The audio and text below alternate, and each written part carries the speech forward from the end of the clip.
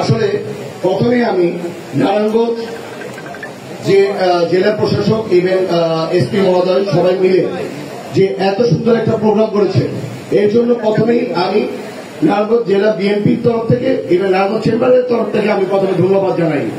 আমি প্রথম যখন জেলা প্রশাসকের সাথে দেখা করেছি ডিসি সাহেবের সাথে তখনই বলতেছি যে ওনাকে দিয়ে নারায়ণগঞ্জ চেঞ্জ করা যাবে, কারণ উনি এটা ভিজুয়ালি দেখতে পারে যে নারায়ণগঞ্জকে কিভাবে চেঞ্জ করা যায়।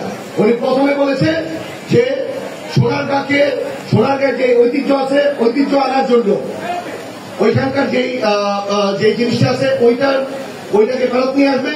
তারপরে উনি বলেছিল যে নারায়ণগঞ্জকে ক্লিন ইভেন গ্রিন করার জন্য যতটুক যাওয়ার দরকার উনি ইভেন যতটুক যেভাবেই হোক উনি যে অবৈধ দখলদার যারা আছে তাদেরকে উচ্ছেদ করে নারায়ণগঞ্জে ক্লিনের আন্ডারে নিয়ে আসবে।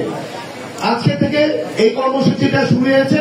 আমি আশা করব যে নারায়ণগঞ্জ একটি সবচাইতে ঢাকার আশেপাশে থাকাতে আমি বিশ্বাস করি যে নারায়ণগঞ্জ বাংলাদেশের সবচাইতে সুন্দর একটা সিটিতে পরিণত হবে।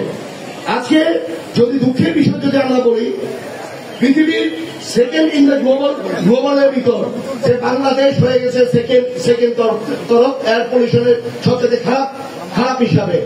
এটা আমরা যে কোনো সময় আমরা দেখতে পাচ্ছি যে বাংলাদেশকে একটি গ্রেট কান্ট্রি হিসাবে গণ্য হয়ে যেতে পারে। আজকে আমরা যদি এইভাবে রুখে না দাঁড়াই, আমরা যদি গাছ না লাগাই, আমরা যদি নদী দখল থেকে মুক্ত না করি, এগুলি যদি না করি আমাদের নেক্সট জেনারেশন এই দেশে আর থাকতে পারবে না।